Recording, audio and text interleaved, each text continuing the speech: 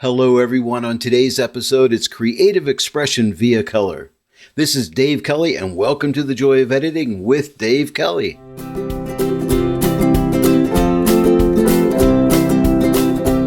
I'd like to start off today by saying I love to create pictures.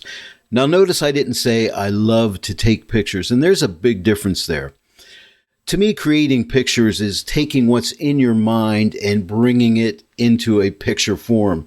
Now, I use different pieces of software like Photoshop, Topaz software, the NIK collection, and Luminar, and different pieces of software to bring out my creative expression. And today I want to look at how color can really alter the mood, the feeling of an image. Now, the image up in the upper right-hand corner is right out of the camera. The image on the lower left-hand corner was my creative expression. Now, you'll notice I did some blurring techniques on it, but the main thing I want to focus on today is the color. Look how the color changes. Look at the mood of the picture on the bottom compared to the picture on the top. Now, I'm not saying the picture on the upper right-hand corner is bad. I really enjoy that picture. But that picture on the left is a total different expression.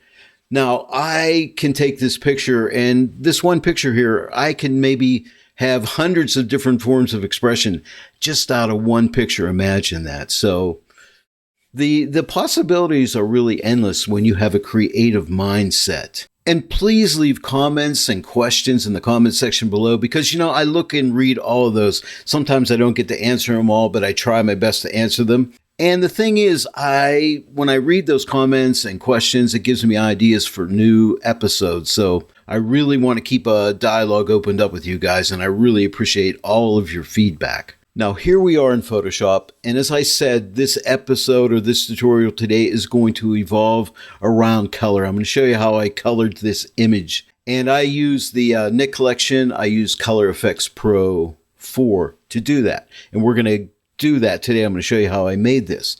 And also, I used some other pieces of software, and I did some other things to it. Like, for instance, here's the original image, the background image. And then I have a layer called background cleanup. So let me show you. Here's the before and here's the after. And I have other videos showing you how I use painting effects in Photoshop to clean up a background, especially on images that have a nice soft bokeh in the background.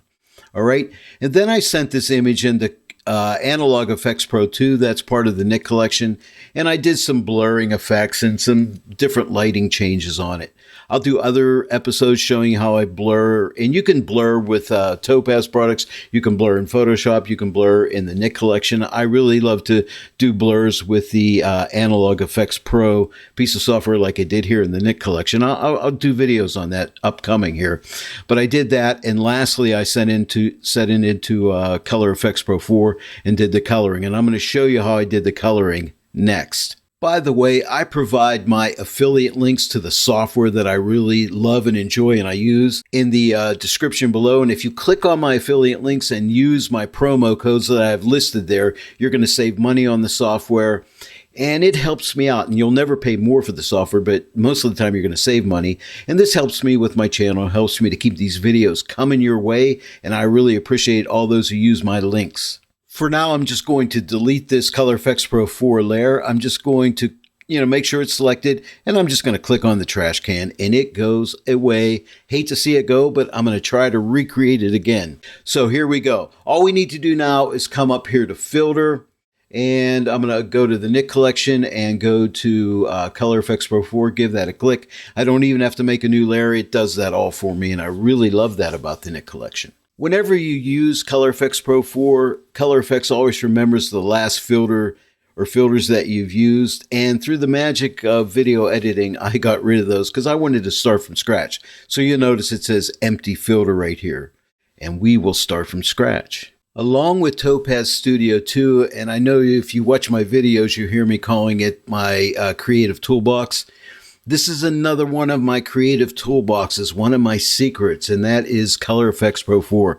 Look at all these filters in here. I mean, it's almost mind-blowing when you look at all these filters and you say, oh my gosh, what do I do with these? Well, this is where you really have fun. And when you tap into these filters and unleash their power, that's where the fun really begins. We're going to work with 3 filters today in here, and that's the bicolor filters, the ink filter, and the level and curves filter. Now that's the same levels and curves that's in Photoshop. I could have saved that step for Photoshop, but I'm going to do it in here. Well, let's go ahead and find that filter, which is the bi-color filters right here. I'm going to click it right here. You can also come here, see where you see these little thumbnails right here. If you click that, that'll show you some presets. I'm not going to work with that today. I'm just going to show you how I did my image. I'll have other videos showing you how all this stuff works, okay? So bi-color filters, and that's what my image looks like when I first click it on. Now, if we come over here and you notice where it says color set, if I click this, right now it says 1. Now watch when I hover down through these, you'll see the image change. But isn't that cool? Look at all these really cool different effects you get. And to me, this is where the fun comes when you start saying, oh my gosh, I can honestly tell you, I've spent hours working on images, just playing with these different things. But I find it a great joy to do. You know, some of you may say, well, that seems hard, you know, because I got to go through and check all these things out. But, you know, take your time, relax, have some fun, and just experiment and enjoy. And believe me, the more you do this kind of stuff, the more creative you're going to get, and people are going to say, oh my gosh, I didn't know you were an artist. And yes, you are. We all are artists. We have an inner artist in us. We just have to listen to it and bring it out. Get it out of the box, okay? Unleash it. Now, I used one called Violet Pink, and I used Violet Pink number 3. And that's this guy right here. So I'm going to go ahead and click it, and that's what it looks like. Now, you may say, that looks totally different, Dave, than what the image in Photoshop looked like. Yeah, but I'm not done. I'm going to add another filter called Ink. But if you come up here, see where it says Compare, and click this and hold this, left-click it with your mouse and hold it, there's the before and there's the after. But right there, that's beautiful. And you may have said, you know what? When you were clicking through there, Dave, I saw a lot of really beautiful looks in here. And yeah, they are beautiful, right? But I stopped on this one and I thought, this is the one I want. And when you're doing your image, pick the one that you want, okay? Now notice here we have a bunch of different sliders. One called opacity, blend, vertical shift, rotation. What does this all mean? Well, let's remember my numbers. Okay, opacity is on 50, so remember that. And I think it's around where I kept my opacity because I think it remembers my last settings. But anyway, let me go ahead and see this. See, if I pull the opacity up, the effect gets stronger. So let me pull it back to 50. I just want you to see how this works. Let's go back to 50. And now the blend is at 50%. Now I'll take the blend, move it to the left. See, it's not blending as well, right? It's a more harsh line there. But if you move it to the right, it starts to blend. And see how you can blend and have fun with it? I'm going to put it back to 50. And then we have vertical shift. Right now it's at 45 degrees. And let me take that blend, move it the whole way to the left just to show you something here. It's at 45 degrees. Remember that number. Help me if I forget. So I'll move it to the left. You can, and move it to the right. You can see it move. See the vertical shift moving. We don't see any of that purplish color, but now when I start to move it down, it starts to move in. And what was that number? I think it was 42, 45, somewhere around in there. Maybe 45. I'll put it at 45. And now let's do our blend and see how we can blend in. And it was blended in around 50. But let me pull it back because I'm going to show you the rotation. Right now the rotation's at 180. We can take it and we can move it. See how it just rotates it? That's all it's doing. It's rotating. You can put it on the side. You can move it to the bottom. Put it anywhere you want. And let's put it back to around 180. Okay, right there. And now I'm at 182. Let's go to 180. Right there. Now let's start to blend it. And I think I was blending in at around 50%. But isn't that beautiful right there? And we can protect shadows and highlights. I don't need to do it here today. I'll show you that on another video. But there we go. Here's the before and here's the after. Now you may say, this is the vision I have. Stop right here. You are done. But I went further. And I do want to say this. When I said I went further, I didn't know where to go. In my mind, I thought, let's try this filter called Ink, which is right here, okay? Now, before I do that, this is very important. See here where it says Add Filter? If you just click on Ink here, you'll lose your bi-color filter. It'll go away and the ink filter will go up. So you have to click on Add Filter, all right? Very important, okay? Don't forget that step. and then come over here and you can click ink. Now, before I click ink, if I click on these thumbnails right here, you can see a bunch of different presets. And look at these presets. And presets are really cool because this will help you. You might find one of these presets and you say, like, you know what? I love this cool, warm look right here. I'm going to work with that. And then you can alter it and change it, okay? But it's a good starting point sometimes. But I didn't do that. I'm going to click back and go backwards. And I'm just going to go ahead and click on the ink filter by itself, just like that. And that's what appeared. And I thought, oh my gosh, look at that. Now, notice this ink filter has this little check mark here. If I uncheck it, you can see just the bicolor filter. And here it is with the ink filter. And I thought, wow, that is amazing. And you know what? Have you ever heard of the muse?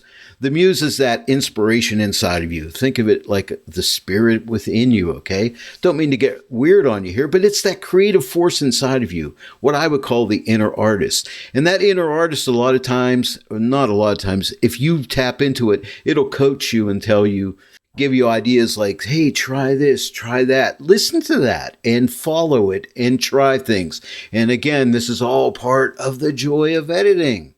This shouldn't be stressful. It should be fun. I'm having a lot of fun today, as you can tell. Anyway, let's come over here to the ink and see what controls we have here. Now, we have a color set, this drop down here. Let's click it. And we have all these different colors that we can play with. And again, as you hover over them, see them changing for you. Look at this beautiful stuff. And again, come on, have fun, play, try these things out. But you know what? I liked one, so I stayed with one. And then you have a strength slider here, right? So if you move it to the right, it makes it stronger. If you move it to the left, it softens it up a bit. And I ended up with a strength of like 57%, and I really love that. And we have this highlight protection. I'll go ahead and show this to you now. But if I move this to the right, see what it does on the highlights? It protects the highlights here.